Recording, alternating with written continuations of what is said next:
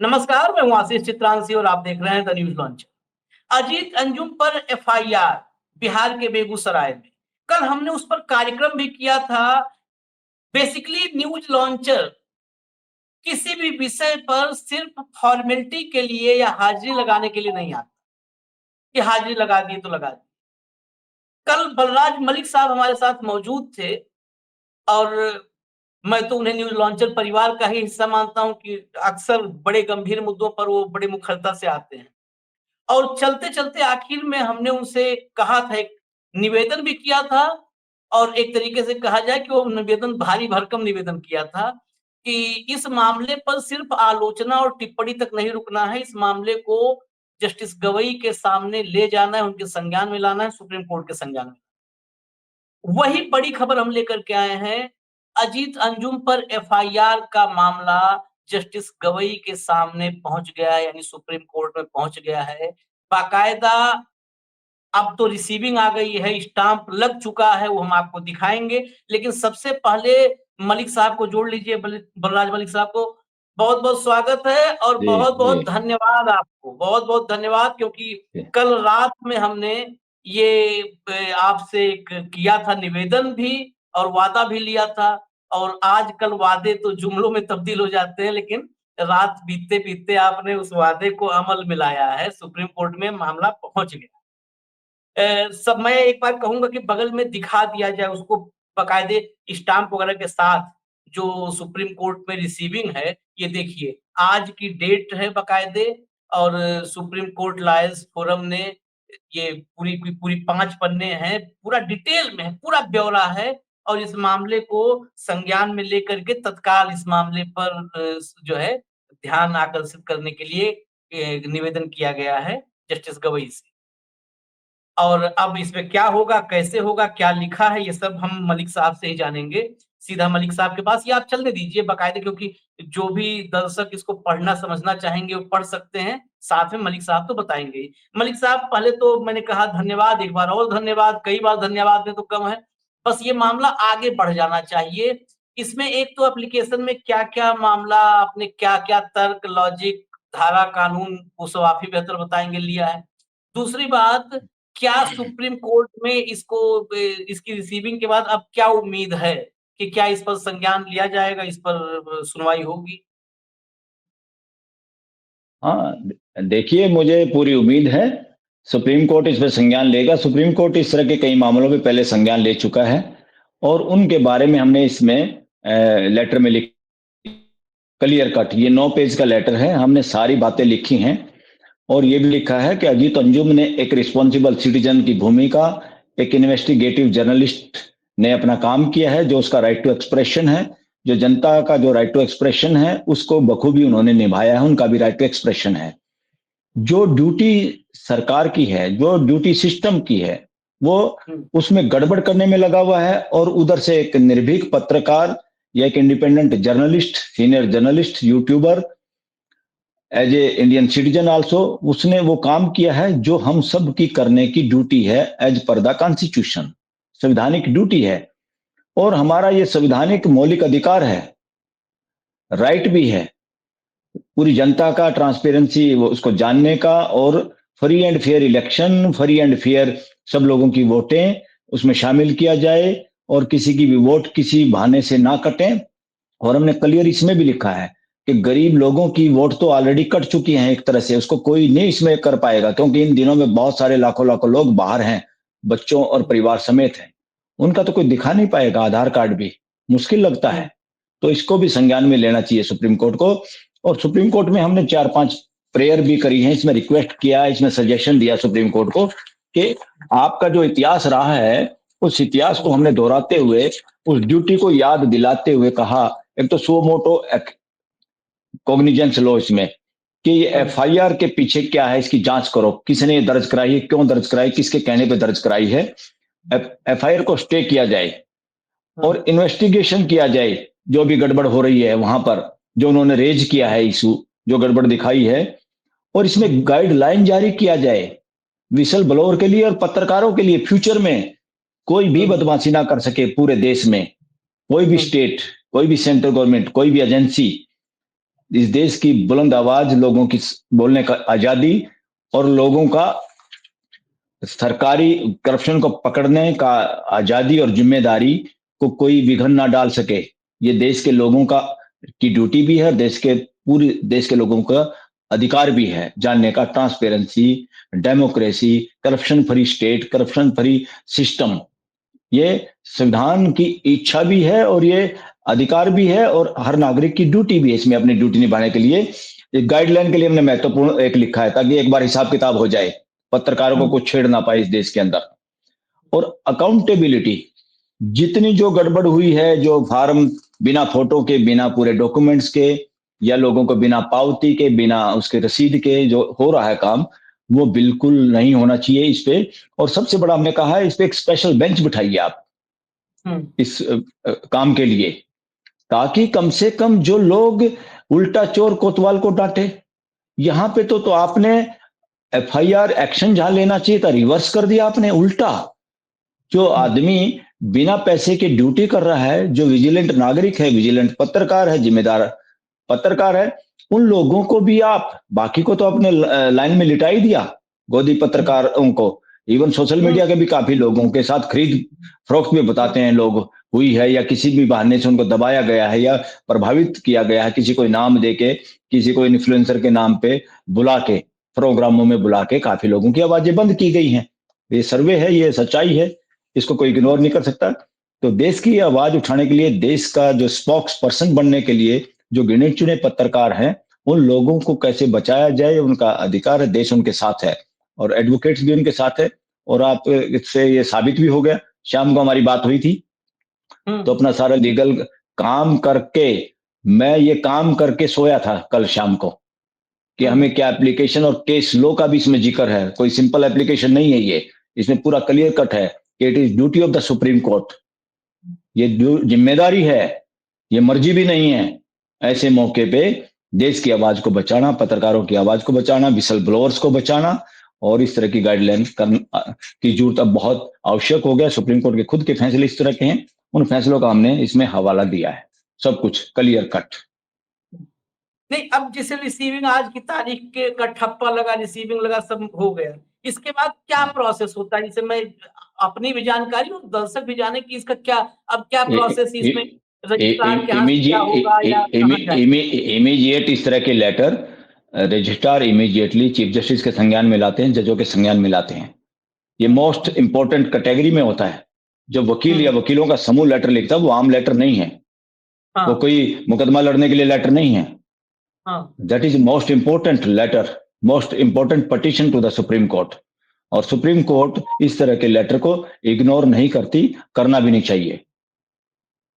तो इमीडिएट इस पे कुछ ना कुछ एक्शन होगा और ईमेल भी सभी लोगों के पास पहुंच जाएगी। आज ये ऑफिस से हमारे यही ईमेल भी पहुंच गई होगी या पहुंच जाएगी डायरेक्ट सबके पास। तो now it is a record. ये आप अपनी बात रखिए अपनी। हाँ, ये अब रिकॉर्ड है, सुप्रीम कोर्ट का रिकॉर्ड है ये कोई ऐसा लेटर नहीं कि रद्दी की टोकरी में फेंका जाए। इस पे गहन विचार मंथन करना ही होगा सुप्रीम कोर्ट को। और आई थिंक, मुझे उम्मीद है प्रेजेंट सीजीआई से भी और उनकी पूरी टीम जजों की, जो हमारे जज हैं सुप्रीम कोर्ट में, उनको अब लगने लगा है कि रियल में, और ये हमारी ड्यूटी भी बनती है एडवोकेट्स की। कई बार हम जजों की भी कुछ मजबूरियां होती हैं, मगर मजबूरी होनी नहीं चाहिए, मैं इस पक्ष में हूं। मगर फिर भी अगर मजबूरियां हैं तो we advocates are part and parcel of the judicial system of this country. हम इस देश के जुडिशरी के हिस्सा हैं, वी आर इंपॉर्टेंट पार्ट। वकीलों के बिना जज अदालत नहीं चला सकते। एक ही मुकदमे में इतनी सारी चीजें होती हैं, उनको समझ में भी नहीं आ सकता। तो वकीलों के बिना अदालत का कोई मायने नहीं है, जजों का भी कोई मायने नहीं है। तो कई बार इस तरह की माहौल के लिए नेचुरली, जैसे जनता की आवाज से पॉलिटिशियन चर्चा करते हैं, सदन में प्रभावित होते हैं, तो कहीं ना कहीं जब वकील एक जायज मुद्दे की आवाज उठाते हैं, इमीडिएटली बहुत सारे वो जजों के मन में होता ही है, मगर उनको एक सपोर्टिव डॉक्यूमेंट मिलता है कि वकील आवाज उठा रहे हैं, एंड उनको महसूस होता है, अपनी ड्यूटी के बारे में और जागरूक होते हैं, और वो कहीं ना कहीं उसको, उनको लगता है कि यस अब तो समय है, अब हमें ये करना भी चाहिए, ये इंपॉर्टेंट है, और उनको देश के हालात का हमारे से हम सबसे ज्यादा या बराबर तो पता ही है सब लोगों को। तो I hope supreme court action लेगी और इससे देश के सभी पत्रकारों को ये मैसेज भी जाएगा कि आप दूर दराज देश के किसी भी कोने में पत्रकारिता कर रहे हैं, हम आपका सम्मान करते हैं।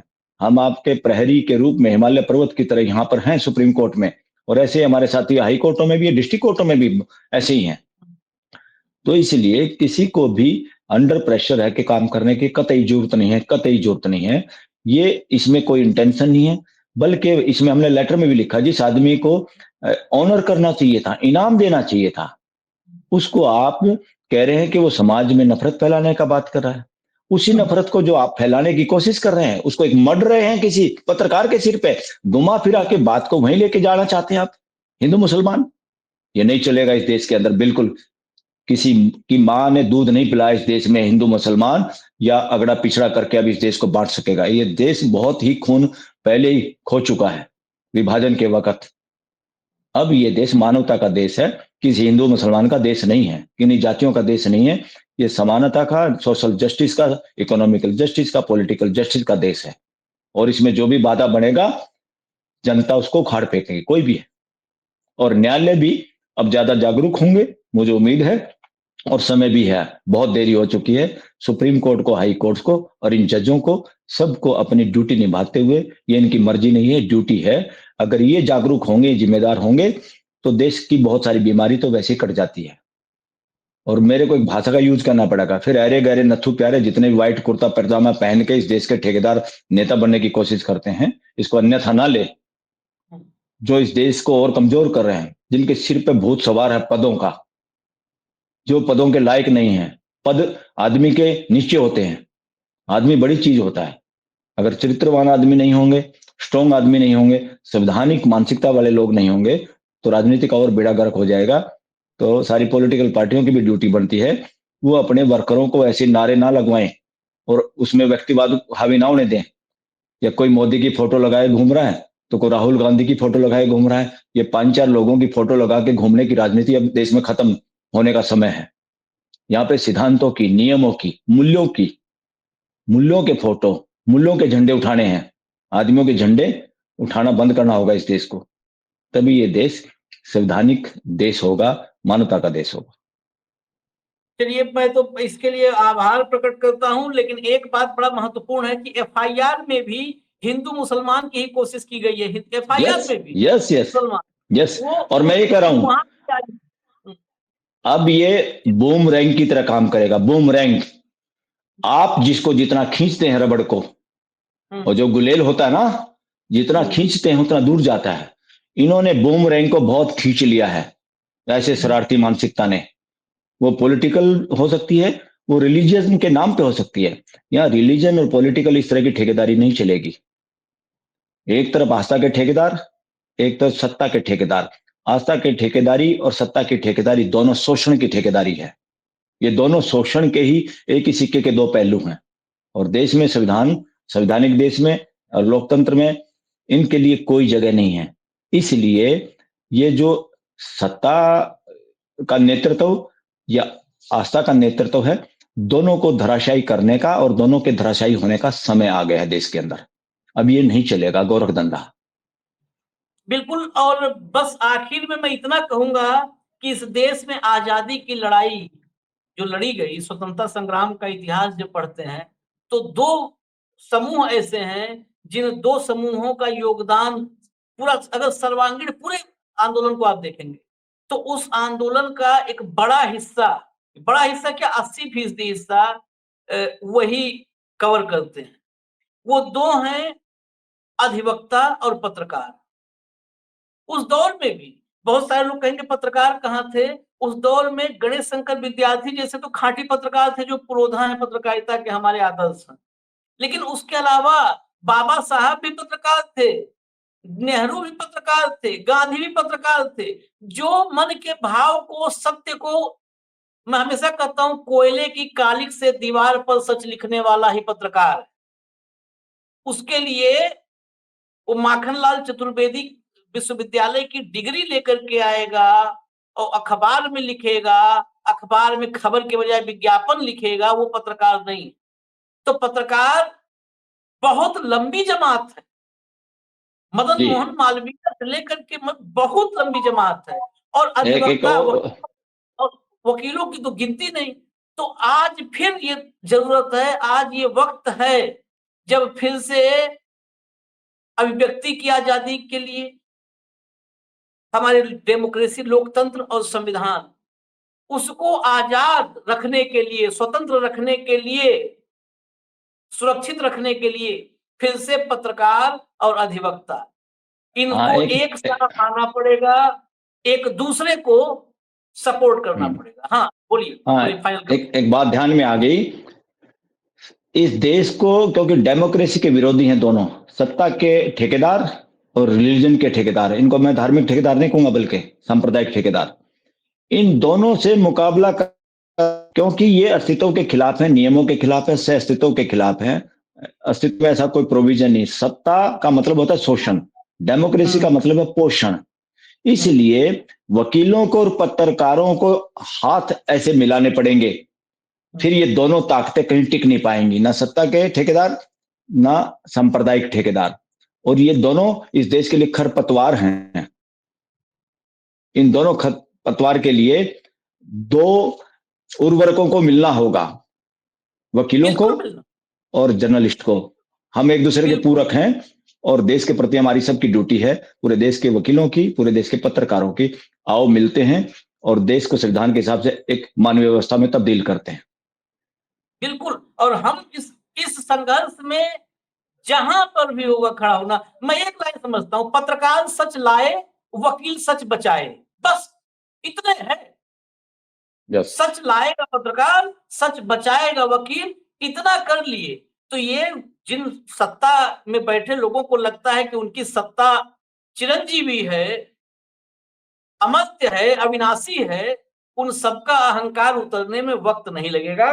फिलहाल बहुत बहुत धन्यवाद। और इस लड़ाई को अंजाम तक अभी अजीत अंजुम क्या कर रहे हैं, इस विषय पर कैसे कर रहे हैं, ये तो मेरी जानकारी में नहीं है। मैं बिल्कुल साफ बताऊं तो नहीं है मेरी जानकारी में। लेकिन अगर इस लड़ाई को लड़ने के लिए हमें कहीं पर, किसी प्लेटफॉर्म पर, कहीं भी सुप्रीम कोर्ट तक हम लोगों को खड़ा होना होगा, तो बाकी पत्रकारों से भी कहता हूं वो भी खड़े रहें। अधिवक्ता जितने हैं, हमारे वरिष्ठ अधिवक्ता जितने हैं, उनसे भी निवेदन है कि ये वक्त है कि जब सत्य को बचाने के लिए आपको ढाल बनना पड़ेगा। पत्रकार फिर वही कहे, सच एक लाएंगे और आप एक बचाएंगे। एक बात और ध्यान में आ गई लास्ट में। अजीत अंजुम के खिलाफ एफआईआर दर्ज करना, पत्रकारों के खिलाफ जो सच्चाई को उजागर करते हैं, ये राष्ट्रीय अपराध है। और बिहार सरकार इसमें दोषी है राष्ट्रीय अपराध करने की। हाँ, सब ये अपराधी, इन पर तो उल्टा एफआईआर होना चाहिए। जो जो एफआईआर करवाए इस नेक्सस को, सिर्फ सिर्फ अजीत अंजुम पर एफआईआर क्वेश होने तक या स्टे होने तक, मेरा मानना है ये मामला नहीं है। ये मामला है यस, कि जिसने ये साजिश रची, इस स्क्रिप्ट को तैयार यस, किया, यस, सबको यस। कानून में उनको लाना जरूरी है, वो ताकि तो मोहरा है। सनद रहे, बीएल सनद रहे। बीएलओ तो मोहरा है। हमने हाँ लेटर में एक और बात लिखी है। लेटर में एक और बात आधार पर, लिखी है। सीनियर ऑफिसर और पर्दे के पीछे जो ताकतें हैं इस एफआईआर को दर्ज कराने में, उनको पकड़िए।